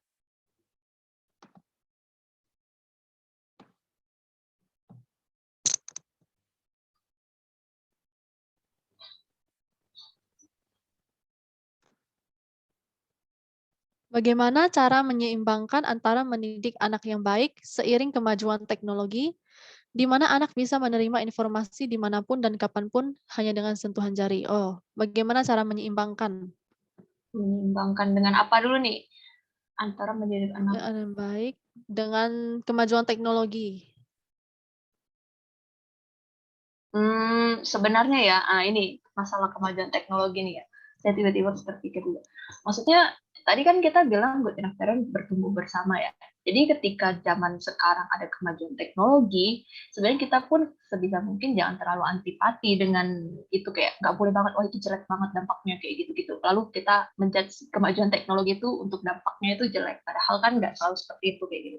Jadi orang tua pun sebenarnya ya untuk zaman ini ya sejenis perlu belajar untuk jadi fleksibel sih. Fleksibelnya dalam hal apa ya? Ketika ada masalah baru, kita bisa beradaptasi kayak gitu. Kemampuan ya diperlukan kemampuan adaptasi juga sih. Termasuk anak ya kan. Misalnya ketika sekarang kita ada kemajuan teknologi terus kita bilang ke anak jangan sering main HP ya, karena HP itu bisa dampak buruk ini. Tapi kan sebenarnya nggak cuma itu. Jadi dibanding kita yang larang-larang doang, ya kita memberi pengertian kayak gitu kan. Teknologi ini diciptakan kenapa sih? Untuk apa sih sebenarnya kayak gitu kan. Memang saat ini diperlukan, justru nggak ada salahnya anak kita banyak main HP tapi untuk hal yang membangun dia kayak gitu. Terus kalau seandainya tadi yang kita bahas juga tuh kan, karena kita nggak bisa 24 jam sama anak, nggak sengaja anak mengakses hal-hal yang tidak diinginkan, misalnya kayak gitu kan. Seandainya kita tahu, ya kita bukan yang lalu marahin anak kayak gitu kan. Karena bisa aja dia juga nggak sadar yang dilakukan itu tidak baik kayak gitu kan. Nah ya sebenarnya lebih ke memberi pengertian, banyak memberi pengertian gimana dia bisa memproses hal-hal yang dia lihat kayak gitu kan. Oh ini tuh baik untuk saya nggak? Atau buruk untuk saya atau gimana, karena tujuan kita mendidik anak kan ujung-ujung gimana dia bisa mandiri ya kan. Di kemudian hari ketika kita nggak ada temanin dia, misalnya kita nggak sama dia pun dia bisa tahu, oh dia nggak boleh akses ini, oh dia harus melakukan ini supaya dia jadi lebih baik kayak gitu kan. Nah jadi kalau kita terlalu yang justru malah mendikte kamu harus gini, kamu boleh gini, kamu nggak boleh gitu, tanpa memberi nilai-nilai yang seharusnya modal dia, nah itu kan jadinya nggak tepat sasaran justru kan. Jadi masalah teknologi ini pun sebenarnya pro kontra, lebih ke gimana kita memberi pengertian sih. Karena justru kalau kita ya tadi ya antipati malah menghambat adaptasi dia. Iya, karena ini nggak bisa kita perkembangan teknologi sendiri yang kita nggak bisa hambat ya. Berarti bagaimana cara kita membekali anak kita supaya bisa beradaptasi dengan baik di kemajuan teknologi ini gitu ya, Jen ya? Lebih ke itu sih. Mungkin juga fokus ke dampak positifnya gitu ya, Bu. Dan ya sekali lagi kalau seandainya dalam prosesnya anak melakukan kesalahan atau terlanjur ya tadi mengakses hal itu ya, kita gimana mengajarkan anak supaya dia bisa berubah lah, intinya kayak gitu. Jangan yang langsung dimarah-marahin atau seandainya kita marah pun ya intinya kita harus setelah marah pun ya tadi ya misalnya tetap diberi pengertian kayak gitu sih. Bagaimana Pak Oto? Fokus ke proses. Apakah sudah cukup jelas? Lalu ada juga nih yang bertanya dari selamat sore Bu, bagaimana mengetahui dan cara mengobati rasa luka batin dari anak yang tidak kita sadari dari tuntutan orang tua yang menyakitinya secara sengaja maupun tidak sengaja? Terima kasih. Sama-sama Ibu. Oh ya belum dijawab. Iya jadi masalah luka batin ya. Sekali lagi kita kan manusia nggak sempurna. kemungkinan besar juga kita tanpa sadar melakukan hal-hal yang menyakiti orang lain, ya kan? Jelas ketika kita tahu nih kita udah terlanjur ya, kita lakukan usaha. Ya gimana memperbaiki hubungan kayak gitu kan. Tapi jelas mungkin prosesnya akan lebih lama karena luka batin itu kan udah lebih dalam lah intinya kayak gitu kan. Nah, terus seandainya selain kita berusaha pun sebenarnya kan itu hal yang nggak benar-benar bisa kita kontrol kan hasilnya seperti apa kan. Yang jelas usaha tuh harus tetap kita lakukan. Ya kan, karena ketika kita berhenti berusaha ya udah berarti kan kayak kita biarin aja kayak gitu, nggak ada pertumbuhan di diri kita pun, kita nggak ada pertumbuhan kayak gitu kan. Dan kalau sampai nemu yang kayak gitu sebenarnya selain usaha ya sebenarnya kita harus, kalau saya pribadi ya merasa perlu berdoa sih. Karena kan itu udah di luar kuasa kita mengubah hati orang ya kan, mengobati orang kan dia harus berproses sendiri juga kan, mengobati lukanya sendiri kayak gitu. Kita bisa kasih dia obat, kita bisa kasih coba lakukan ini, coba lakukan itu kayak gitu. Misalnya kita bisa bantu, tapi orang tersebut pun harus berproses sendiri kayak gitu. Jadi nggak bisa ya gimana? Bagaimana kalau misalkan luka batin itu ternyata adalah hasil dari misalnya orang tuanya pernah salah apa gitu sama anaknya. Ya itu. Nah, bagaimana cara orang tua pun sebenarnya ya harus bisa memaafkan diri sendiri sih. Karena kalau dia nggak memaafkan diri sendiri pun dia akan susah juga untuk melakukan usaha kayak yang gimana kayak ya sebenarnya itu kan proses ya. Melukai itu kan proses yang mungkin bukan kita inginkan juga kan. Nah itu, jadi itu kadang udah di luar kendali kita bisanya apa sih untuk jadi good enough parent ya kita berproses aja. Gimana kita, misalnya kita tahu lukanya misalnya karena apa, karena sering kita marahin atau sering kita pukul, misalnya kayak gitu, kita udah terlanjur otoriter yang parah banget misalnya kayak gitu ya kan. Nah ya kita tunjukin kalau kita udah berubah kayak gitu kan. Mungkin nggak secepat itu dia nerima, wah orang tua saya udah berubah kak, kok saya nggak yakin nih, jangan-jangan ini sementara doang. Orang tua pun harus konsistensi sebenarnya kalau misalnya dia udah memutuskan untuk berubah, supaya anak yang udah terlanjur terluka ini pun merasakan gitu loh, oh iya benar orang tua saya udah berubah, karena udah nampak nih dia bukan angin-anginan doang berubahnya nih kayak gitu. Jadi anak pun butuh proses untuk mencerna perubahan orang tua kayak gitu kan. Pun sebenarnya ketika anak terluka pun dia pun bisa aja dapat pengobatan dari orang lain juga, bukan dari kita doang ya, maksudnya sebagai orang tua. Jadi kita pertama nggak boleh terlalu membebani diri, karena itu hal yang udah dilewati lalu disesali, lalu jadi kita depres sendiri atau tertekan sendiri, enggak gitu sih. Jadi kita tetap berproses sih, perlu berproses bersama anaknya. Berarti mungkin orang tuanya juga kalau misalkan udah tahu kesalahannya di mana, mungkin bisa minta maaf yang tadi itu ya Jen ya? Betul. Itu juga masalah anaknya memaafkan, nggak memaafkan, kapan anaknya memaafkan, itu kita nggak boleh yang berekspektasi berlebih kayak yang di film tadi itu ya. Karena kan kita juga udah sadar nih, udah terlanjur menyakiti kayak gitu. Untuk healing kan butuh waktu, untuk menerima butuh waktu kayak gitu. Dan mungkin juga cara mengetahuinya itu ya dengan lebih mengenal anak gitu ya, dan mungkin mendengarkan cerita anak, mengetahui kesehariannya itu bagaimana mungkin bisa membantu orang tua mengetahui, kalau misalkan anak itu ada luka batin apa gitu ya. Seperti yang di film tadi kan diketahuinya itu mereka membaca ini ya, Surat-surat, ya blognya. suratnya. Akhirnya mereka baru kenal, oh anak saya rupanya seperti ini, rupanya ini yang dia rasakan. Karena orang tuanya nggak pernah nanya, apa yang kamu Iya rasakan dan lain betul. sebagainya. Bisa aja kesalahpahaman pun ada kayak gitu kan, ketika komunikasi minim kayak gitu. Proses lah ini. Jadi semangat aja ya kalau seandainya memang ada parents yang nggak sengaja melukai anak, kayak harus semangat tetap. Iya, pasti bisa bangkit lagi gitu lah ya Jen ya, Hmm, untuk pulih lagi ya. harus punya harapan. Iya Masa depan betul, lebih cerah. betul ya. Oke, bagaimana Ibu, apakah sudah jelas? Sambil juga saya membacakan, ini ada yang sharing. Saya pernah melihat terima kasih ya untuk sharing materinya. Saya pernah melihat keponakan saya Ketika dia salah, dia tidak berani mengakui. Dia hanya diam dan nangis. Mungkin karena merasa malu. Di hari berikutnya, dia ke rumah saya dan kami bermain bersama. Lalu saya lakukan kesalahan. Lalu saya minta maaf dan kami bisa bercerita, belajar dari kesalahan, malah membuat kami semakin bertumbuh dan utuh. Saya melihat ketika dia mengerti itu, dia juga bisa memaafkan dedeknya.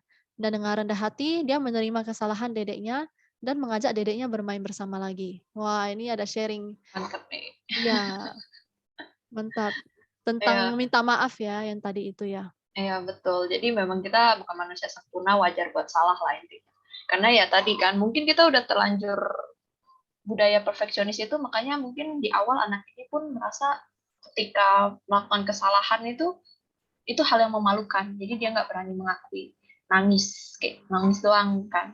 Nah, tapi sebenarnya kan kalau kita memberi pengertian, besok kamu bisa lebih baik kok, kayak gitu. Nggak apa-apa, kali ini salah, kayak gitu. Bukan berarti kita memanjakan anak kan. Kita kan mengedukasi dia, menunjukkan kalau memang realita hidup seperti itu, pasti ada melakukan kesalahan. Kayak gitu. Iya, betul sih. Dan biasanya mungkin orang tua itu, banyak meminta anaknya minta maaf, tapi rupanya orang tua sendiri itu kadang-kadang nggak mau minta maaf gitu ketika Yang tadi melakukan kita kesalahan. bilang itu Iya. ya, gengsi itu ya. Iya, padahal sebenarnya anak itu belajar lebih cepat itu dari perilaku orang tuanya daripada perkataan orang tuanya, begitu ya? Oh, terus ini nih masalah yang dia nangis, merasa malu kayak gitu. Kadang ada orang tua juga yang merasa terganggu dengan, ih, kok anaknya nangis nggak berhenti-berhenti kayak gitu. Lalu marahin, berhenti dong, jangan cengeng dong, misalnya kayak gitu. Ah, itu pun sebenarnya kita mengharapkan hasil yang instan ke apa namanya sedih ya pasti wajar dong nangis kayak gitu kan, malu misalnya wajar dong nangis, ya biarkan anak kita berproses nangis sampai dia tenang, habis itu baru kita ajak ngomong kayak gitu. Bukan yang kayak biar nggak, misalnya di tempat umum nangis tempat umum biar nggak malu-maluin orang, diam kayak gitu. Jadi kan kita meminta anak kita menyangkal perasaannya sendiri. Ketika nangis pun nggak boleh, ketika sedih pun nggak boleh nangis misalnya kayak gitu. Akhirnya nanti bisa aja dia jadi mendam-mendam perasaannya. Dan kita pun ya itu harus tunjukin dong sebagai orang tua. Jangan yang kita terus sedih tapi kita pendam-pendam gimana, terus akhirnya terlampiaskan ke hal yang lain kayak gitu. Kalau seandainya kita nggak mau nangis di depan anak kita karena sesuatu dan lain hal pun ya intinya tetap kita ungkapkan, kita akui kalau kita lagi sedih ke anak kita kayak gitu. Karena itu Jadi sekali ya intinya ketidaksempurnaan itu bukan hal yang memalukan. dan harus dimulai dari orang tuanya ya yang belajar juga ya? Ya. Oke. Terima kasih sharing-nya Ibu yang Oh, Ibu sudah jelas, Mistiari ya. sudah jelas. Oh, ini Oh iya, ada yang bertanya lagi. bentar, Nat, ada yang direct message Oh ke ya, aku loh ya. silakan. Bentar ya. Nih, sore Bu, mau tanya gimana ortu bisa tahu perkembangan anak kalau anak yang tidak mau cerita setelah pulang sekolah atau les tentang pelajaran yang belum bisa. Nah, tentang ini kita balik lagi ya, proses sih. Karena anak bisa seperti itu, relasi kita dengan anak bisa seperti itu pasti karena sesuatu dan lain hal, ya kan? Tapi ya penting untuk kita coba refleksi apa yang jadi penyebabnya, ya kan? Anak kenapa nggak ngomong, kayak gitu kan? Nah, dan kalau memang udah terlanjur gitu ya kita kalau bisa fokus lebih ke berikutnya harus gimana ya? Kalau seandainya anak nggak mau cerita, kita tetap bisa kok melakukan usaha yang mungkin nggak langsung direct ke anak kita. Karena pendekatan ya harus pelan-pelan yang jelas kan. Nah, jadi ketika anak kita nggak cerita kayak gitu, kita udah coba-coba dekati, tanya langsung dia tetap nggak mau ngomong, ya kita coba cari tahu dari orang sekitarnya kayak gitu kan. Terus kita harus tetap amati anak kita. Oh, dia enjoy sama siapa sih? Ini kita lihat dia kok sama teman ini mau banget cerita kayak gitu kan. Boleh kita coba dekati juga teman anak kita nih, tanya kalian bisa ngomong apa sih kayak gitu kan. Kok dia bisa seru banget ngomong sama kalian kayak gitu. Dan ketika kita mau tahu sesuatu, ya kita kalau bisa bukan berarti kita nggak fokus ya, tapi kita coba ketahui hal-hal lain di luar itu juga gitu loh, karena sebenarnya berhubungan gitu. Misalnya dia nggak pernah cerita tentang pelajaran yang dia nggak bisa kayak gitu, tapi kita bisa mulai bangun hubungan dulu gimana kita cerita hal-hal yang dia minati dulu. Ketika dia udah bisa mulai terbuka tentang hal-hal yang kayak gitu, ya kita bisa mulai perdalam lagi. Oh, kamu nggak bisa bagian apa? Jangan langsung maksa kita pokoknya mau tahu ini ya kita harus tahu tentang ini doang kayak gitu. Jadi fokus kita ke gimana kita tahu tentang ini. Ya kita bisa tahu dari hal lain, tapi kita nggak boleh maksain anak kita harus cerita tentang ini langsung kayak gitu. Karena namanya relasi pun dibangun pelan-pelan nih ya kan. Bonding pun butuh waktu kayak gitu kan. Termasuk cari info kayak gitu. Jadi butuh waktu sih, jangan berharap sesuatu yang instan aja. Iya, perlu pendekatan juga ya, Jen ya. Iya, betul. Karena Dan kita kalau aja orang dewasa disuruh langsung cerita, kadang nggak nyaman ya, butuh pendekatan dulu. betul. Apalagi kalau ini mungkin lebih sederhana ya, tentang pelajaran nggak bisa kayak gitu kan. Jadi mungkin ya kita bisa cari dia nyamannya di mana. Terus saya tiba-tiba kepikiran nih sih. Anak-anak mungkin nyaman juga ketika sama teman. Kalau kita lihat dia nyaman sama teman, ya kita minta temannya yang bantu anak kita untuk belajar, tanya kesulitan dia apa kayak gitu. Jadi sebenarnya orang tua bisa ya pintar-pintar gimana kalau memang niatnya untuk bantu anak, pasti dia bisa lah dapat pencerahan kira-kira gimana dekatin anak, dan anak belajar bareng sama temannya pun bisa jadi alternatif lain sih, nggak harus kita yang bantuin terus kayak gitu. Yang penting anak kita tahu kalau dia nggak bisa ya nggak intinya kita jangan sampai ini juga sih berharap anak kita selalu bersandar sama kita atau bergantung sama kita atau lebih trust kita daripada trust orang lain kayak gitu. Sebenarnya lebih penting kan kalau dia bisa percaya orang, itu penting. Misalnya dia nggak bisa percaya sama kita mungkin karena kita melakukan kesalahan apa kayak gitu. Ya pelan-pelan kita perbaiki kayak gitu. Tapi ketika anak kita tetap masih bisa percaya orang lain ya berarti itu tetap hal yang positif yang maksudnya kita bisa lebih tenang lah, setidaknya dia nggak ya sampai nggak percaya orang sama sekali, siapapun dia nggak percaya kayak gitu. Nah kayak gitu sih, jadi pelan-pelan sih, coba sih, perlu dicoba. Ya, bagaimana Ibu? Apakah sudah jelas? Dan sekalian saya bacakan pertanyaan yang lain. Apakah sikap keras dalam mendidik anak akan membuat anak tertekan? Contohnya dalam hal belajar, saya selalu katakan, jangan malas kalau mau menjadi orang yang sukses. Saya keras karena ada maksudnya, yaitu juga untuk masa depan dia. Apakah salah cara saya, Miss? Thanks. Oke. Sikap keras dalam mendidik anak akan membuat anak tertekan. Nah ini setidaknya Ibu sudah dapat pengertian ini satu ya. Kalau terlalu keras itu bisa menekan. Contohnya kita pribadi aja ya, maksudnya ketika kita mikirin anak sebenarnya kita boleh coba memikirkan sih sebagai manusia kita pun seperti apa yang akan kita rasakan kayak gitu kan. Nah kalau seandainya saya sih nggak akan bilang salah benar ya, karena Ibu bisa punya pengertian seperti itu pun bisa jadi karena Ibu merasakan dulu orang tua saya keras dan sekarang saya jadi sukses. Misalnya kayak gitu ya. Jadi Ibu punya pemahaman itu kan, dan Ibu melalui prosesnya juga kan, misalnya kayak gitu kan. Nah, kalau untuk anak ini ya intinya Ibu harus lihat kerasnya ini nih sesuai nggak. Jangan sampai, saya merasa saya punya pengalaman dikerasin sukses, maka anak saya juga kalau saya kerasin pasti sukses. Belum tentu, karena anak kita bukan kita, sekali lagi kayak gitu. Jadi intinya kita harus bijak sih. Gimana kita lihat anak kita sifatnya seperti apa. Ada hal apa yang berbeda sama kita, yang mungkin itu bisa dijadikan fokus kita ketika didik dia kayak gitu. Soft spot dia tuh ternyata di sini, tanpa dikerasin tuh sebenarnya dia bisa kayak gitu. Karena kan kadang kita cara didik anak ya dari pengalaman kita kan.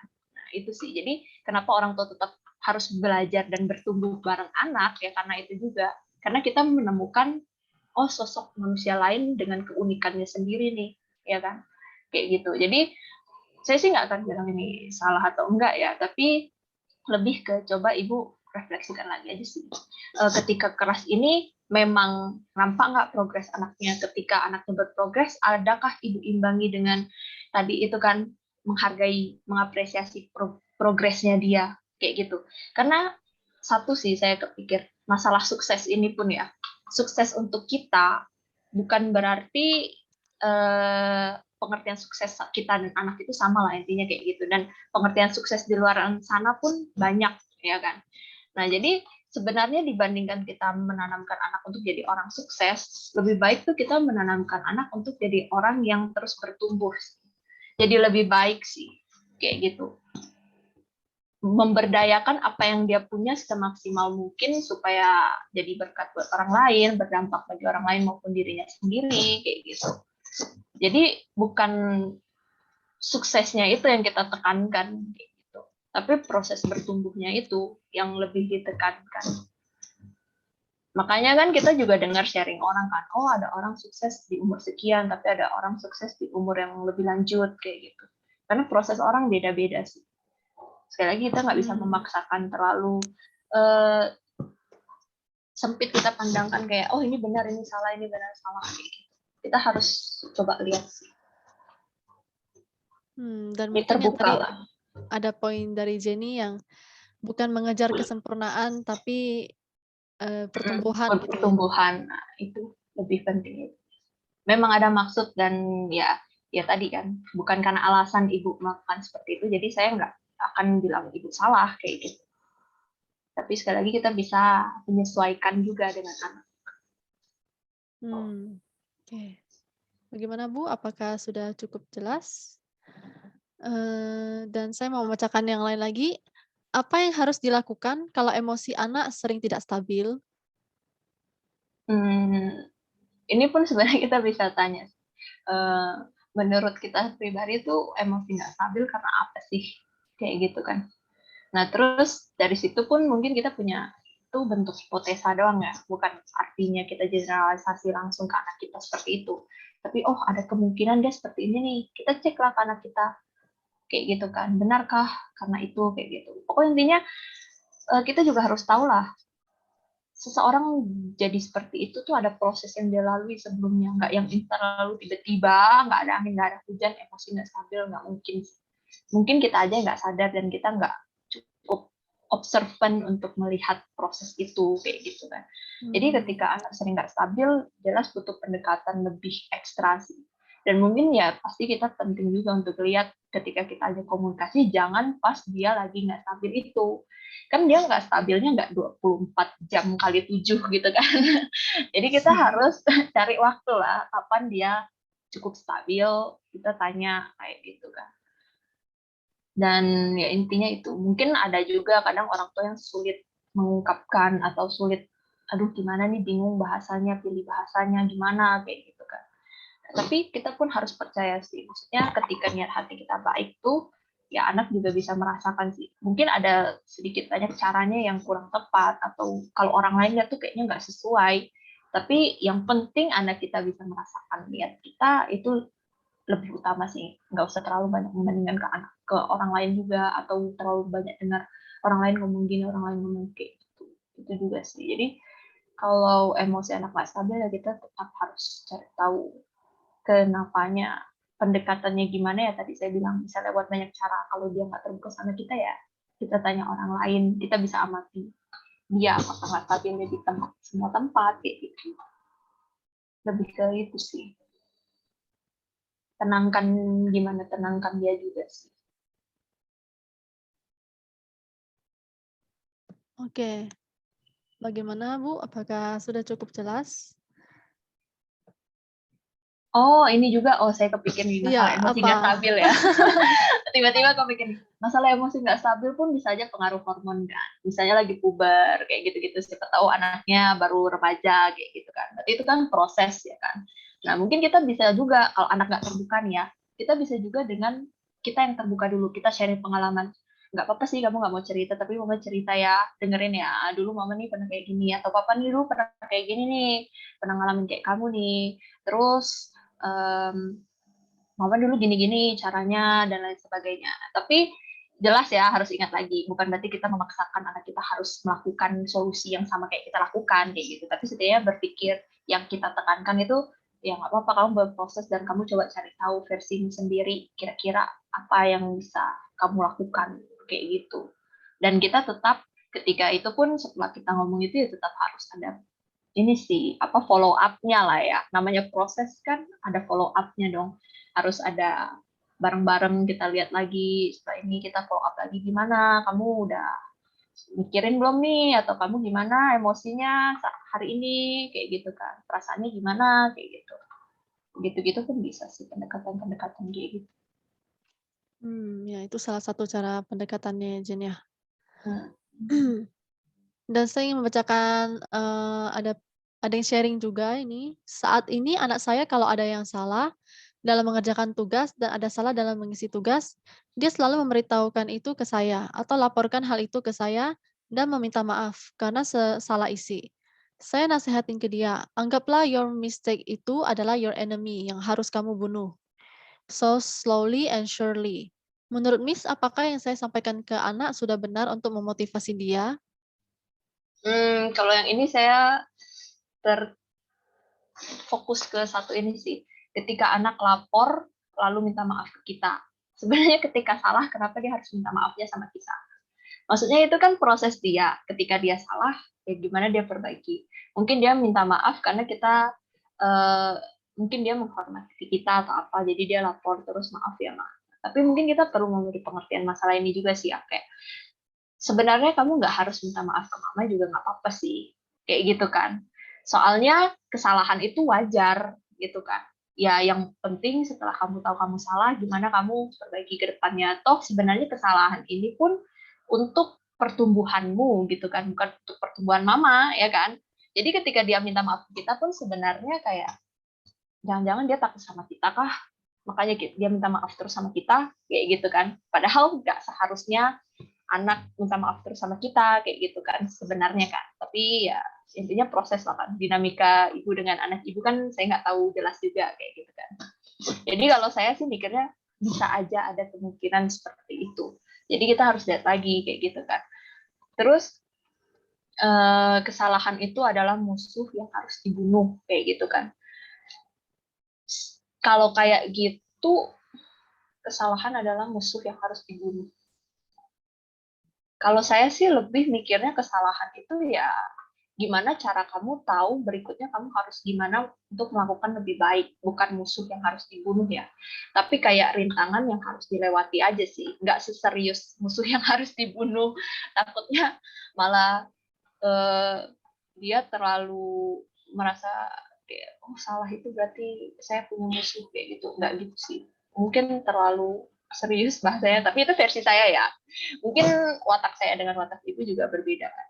Tapi yang penting ketika ibu ngomong kayak gitu jangan sampai anak salah menangkap lah. Itu aja yang perlu dipastikan sih. Oh saya istilah kayak gini nih nggak apa-apa, nanti mungkin suatu hari setelah dia udah agak lebih besar dia menemukan istilah lain. Oh yang mama bilang musuh untuk dibunuh tuh misalnya nggak benar tuh, kayaknya saya punya istilah lebih baik, ya nggak apa-apa sih. Tapi intinya kita harus lihat tepat sasaran atau enggak, beneran dia termotivasinya tuh sehat atau enggak. Jangan sampai nanti malah ini sih berproses lah.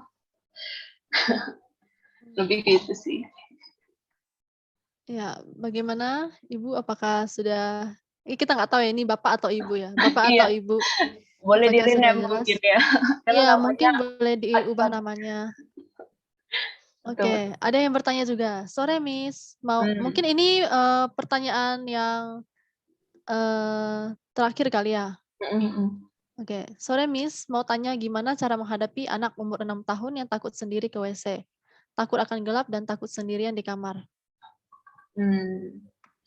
Ya intinya ini masalah takut-takut ini juga. Ini saya sharing berdasarkan pengalaman saya. Jadi bukan berarti pengalaman saya pasti yang paling tepat. Nggak tentu ya, karena ya sekali lagi kita itu berproses dengan cara yang berbeda. Kalau anak takut ya kita harus sering ajak ngomong lah intinya. Bisa juga kita beri pengertian kenapa dia nggak perlu takut, kayak gitu kan. Selain cari tahu alasan dia takut, kita perlu mungkin banyak-banyak sugesti dia kenapa dia nggak perlu takut. Tapi seandainya kita udah ngomong, setahun kemudian dia masih takut, 2 tahun kemudian masih takut, ya nggak apa-apa. Mungkin kita bisa lihat setidaknya ada perubahan nggak dari takut WC sendiri, mungkin sekarang dia lebih berani meskipun masih lari-lari, kayak gitu kan. Nah intinya kita tetap perlu melihat progresnya lah setelah kita ngomong adakah kayak gitu kan. Memang itu proses lah. Karena saya sendiri mengalami namanya ketakutan ya, apalagi udah mendalam tuh ya nggak secepat itu hilangnya, nggak seinstan itu kayak gitu. Tapi setidaknya mungkin dia pertama mungkin mindsetnya udah berubah. Oh ya saya nggak boleh takut, oh ya saya nggak boleh takut kayak gitu. Nah terus mungkin berapa lama kemudian ada progres lain yang tadi saya bilang. Dia mungkin masih takut tapi dia udah mencoba setidaknya memberanikan diri kayak gitu kan. meskipun masih deg-degan atau apa kayak gitu sih. Jadi proses-proses itu kita coba jalani guys. Intinya jangan sampai kita menuntut sesuatu yang instan tuh. Enggak. Ada harapan lah, intinya masih ada harapan. Jadi memberikan dia kesempatan untuk belajar juga gitu ya. Berproses dengan dirinya sendiri sih. Oke. Oke, Jen. Ini ada satu pertanyaan lagi deh. Ya terakhir ya, ini pas terakhir. Miss, kalau anak PJJ kelas 1 ditemani ortu, sedangkan anak PTM lebih mandiri. Jadinya kalau anak PJJ kelas 1 ditemani ortu, sedangkan anak PTM lebih mandiri jadinya. Bener nggak? Bagaimana membuat mental anak PJJ lebih mandiri untuk mempersiapkan anak PTM tahun depan? Dan sampai umur berapa umurnya anak masih harus ditemani dalam mengerjakan tugas di rumah? Terima kasih. Masalah kemandirian ini pun mungkin kenapa orang mikir di sekolah anak pasti lebih bisa mandiri. Karena apa? Karena ini namanya pengkondisian lingkungan sih. Jadi anak kan udah termindset, oh lingkungan sekolah, oh ada guru beda sama orang tua, kayak gitu kan. Di sekolah tuh ya memang saya harus serius kayak gitu. Tapi di rumah mungkin mindsetnya biasanya di rumah main-main kayak gitu kan. Nah, jadi itu berhubungan sama pandangan dia sih tentang belajar itu sendiri. Mungkin kita harus memberi pengertian, kamu belajar dimanapun, namanya belajar, kamu yang belajar ya kamu harus mandiri tentang pelajaranmu kayak gitu kan. Bedanya kalau di rumah mama yang bantu, kalau di sekolah guru yang bantu kayak gitu kan. Nah, jadi masalah kemandirian pun sebenarnya beda lingkungan pun kita harus kasih pengertian sih. Ya, jangan sampai ya itu dia merasa oh kalau ada sama orang tua saya nggak harus mandiri nih karena saya dibantu terus. Tapi kalau di sekolah ya terpaksa lah mau nggak mau mandiri karena sama guru lebih galak misalnya kayak gitu. Kita bukan berarti jadi orang tua harus kayak galak kayak guru, enggak sih. Tapi gimana kita mencoba menanamkan mindset yang benar ke anak tentang nilai yang kita mau tanamkan itu, tentang mandiri itu misalnya. Lebih ke situ sih ya. Jadi gimana persiapinnya ya kayak kan banyak banget tuh yang kasih tips juga ya. Misalnya di rumah pun ada study corner, ada yang memang tempat dia untuk belajar di situ kayak gitu. Dan mungkin kita memang tetap harus kasih tahu juga sih. Namanya mau bantu ya bantu kecuali ulangan. Ulangan ya kamu harus tetap lakukan sendiri.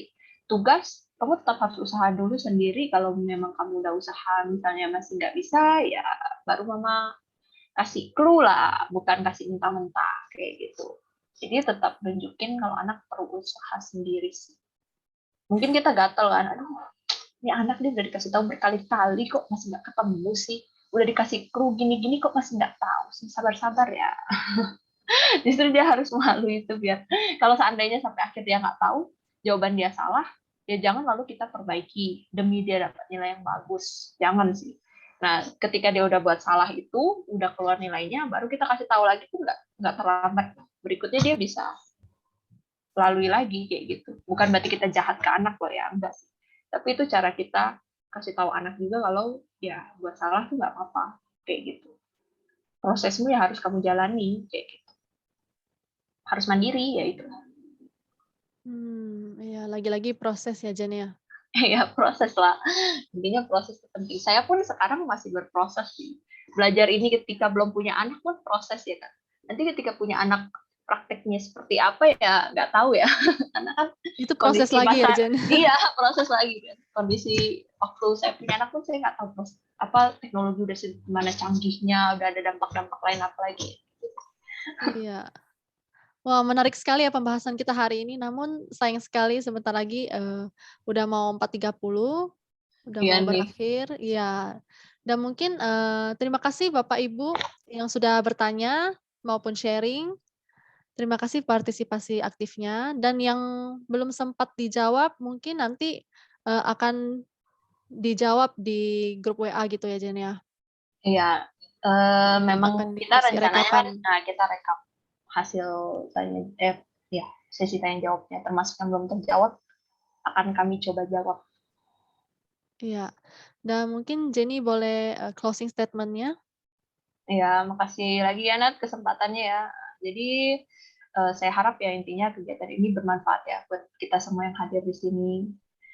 Jadi Bapak Ibu, saya ingin sedikit menegaskan lagi sih poin penting harus kita ingat dari sharing kita hari ini, yaitu perfect parent is never enough, ya kan? Tapi good enough parent is enough, kayak gitu. Karena ya sekali lagi kalau kita mindsetnya udah perfect, sampai kapanpun nggak akan ada yang perfect, ya never enough lah, sampai kapanpun never enough, kayak gitu. Nah terus kita harus hilangkan pemikiran kita kalau kita harus bentuk anak kita, itu pemikiran yang kurang tepat. Sebenarnya kita lebih ke membiarkan anak membentuk dirinya sendiri, tapi kita tetap siap sedia ketika dia butuh bimbingan, ya kan, butuh bantuan, kita tetap jadi support sistem dia, tempat dia merasa diterima sekalipun dia gagal, kayak gitu kan. Nah, jadi kita nggak perlu terlalu pusing, stres setiap hal kecil yang terjadi. Terus ya kita harus yakinlah bahwa setiap orang akan berubah dengan prosesnya masing-masing, dengan jalannya dan tujuan yang dipilih dia masing-masing. Jadi anak pun ada kemampuan untuk memilih dan berproses sendiri, kayak gitu. Saya mau kasih tahu perumpamaan sih, kayak robot yang telah diprogram sedemikian rupa aja bisa error, apalagi kita dan anak kita lah yang adalah manusia lebih kompleks dari robot, kayak gitu. Jadi ada error-error, ya wajar, kayak gitu kan. Yang jelas ya itulah, kita bisa berencana tapi sisanya serahkan sama Tuhan aja. Akhirnya jadi seperti apa, kayak gitu. Tapi tetap kita lakukan yang terbaik. Saya pernah dengar juga nih dari kenalan saya, dia bilang, Pak Yakub Trihandoko nih, pendeta ya, dia bilang kalau Tuhan itu menerima kita apa adanya, tapi dia tidak membiarkan kita seadanya. Sama kayak anak kita terima anak kita apa adanya, tapi tidak membiarkan dia seadanya. Kita terima diri kita apa adanya, tapi kita tidak membiarkan diri kita seadanya. Kayak gitu, tetap ada proses berkembangnya itu. Jadi good enough parent ya kurang lebih seperti itu. Orang tua maupun anak ya tetap berusaha yang terbaik, tapi tetap ada belas kasihan dan ya maklum lah ya kalau diri sendiri dan anak kita melakukan kegagalan atau kesalahan, kayak gitu. Yang saya mau kasih tahu juga nih, parenting itu challenging in a fun way sebenarnya, menyenangkan dengan caranya sendiri lah. Kalau kita punya mindset good enough parent, jangan terlalu menekan diri sendiri. Karena saya tahu jadi orang tua pun yang udah hidup dengan berbagai role, mungkin yang orang tua bekerja pun udah banyak tekanan dari luar. Mungkin orang luar menuntut kita perfect. Jangan sampai kita pun terjebak dalam menuntut diri kita sendiri maupun anak kita untuk jadi perfect, kayak gitu. Lebih gitu ya, semangat. Ya, semangat Bapak Ibu dalam berprosesnya. Dan demikian ya webinar kita kali ini. Kita akan mengakhiri webinar kita.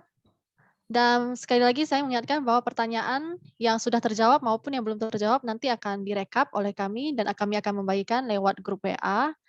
Dan terima kasih juga Jennifer atas sharing pengetahuannya yang sangat membuka wawasan ya, dan juga sudah menjawab pertanyaan-pertanyaan dari Bapak Ibu. Sama-sama. Ya, sebelum mengakhiri kita mau ada doa terlebih dahulu. Boleh kita persilakan kepada Bu Carol untuk pimpin kita dalam doa penutup. Halo, Ya, apakah ada suara saya? ada Ibu. Oke, baiklah Bapak Ibu, mari kita bersatu di dalam doa. Selamat sore Tuhan Yesus, kembali kami datang ke hadapan-Mu Tuhan. Kami mau mengucap syukur atas berkat yang Tuhan berikan kepada kami. Kami juga mengucap syukur Tuhan karena Tuhan telah memberikan kesempatan kepada kami untuk menambah pengetahuan kami tentang cara mendidik anak kami dengan baik. Tuhan, terkadang kami sebagai orang tua selalu menuntut kesempurnaan dari anak-anak kami. Bahkan ketika mereka gagal, terkadang itu membuat kami menyalahkan orang di sekitar kami, menyalahkan anak kami, bahkan menyalahkan diri kami sendiri. Ampunilah kami Tuhan.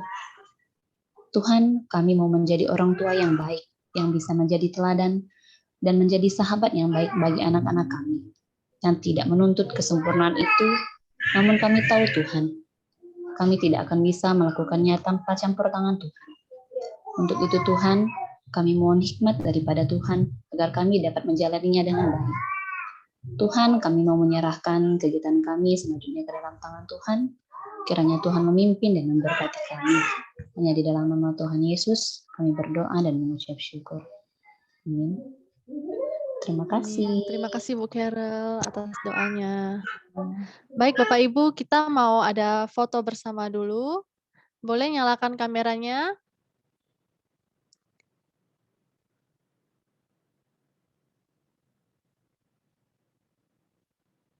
Wah, ada yang lagi di mobil nih, mantap. Wah, mantap. Wah, ada yang dengar sama anaknya nih.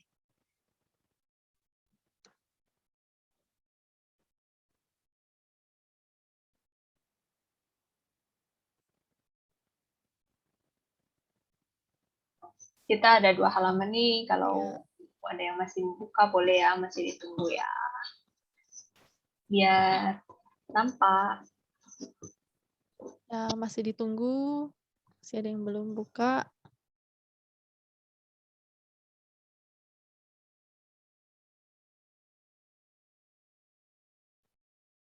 Oke lah ya, kita screenshot ya sekarang. Berikan senyum yang terbaik. 3, 2, 1. Ya, oke, sebentar ya.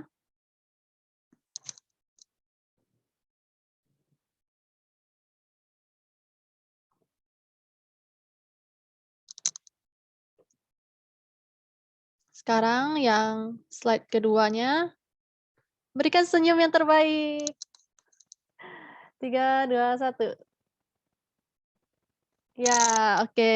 Terima kasih Bapak Ibu sudah foto bersama. Oh iya. Ya, sebelum mengakhiri saya mau mengingatkan Bapak Ibu, tolong isi link evaluasinya. Sebentar, saya akan mengirimkan linknya terlebih dahulu.